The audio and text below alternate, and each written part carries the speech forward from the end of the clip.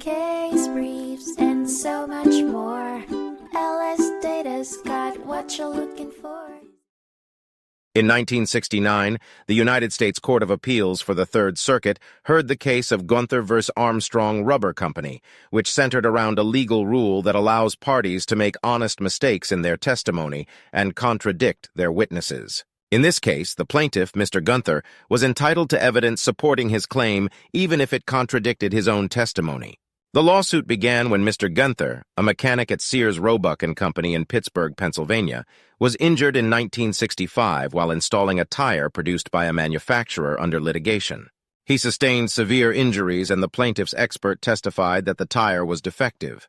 However, the defense objected, and the judge sustained the objection.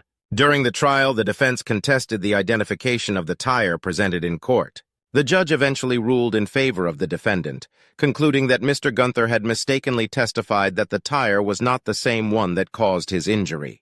In an unusual situation, the plaintiff appealed the verdict. The Court of Appeals ultimately held that the case should be sent back to the lower court for a new trial.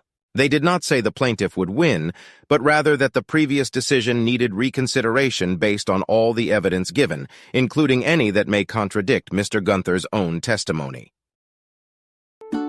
Case briefs, and so much more.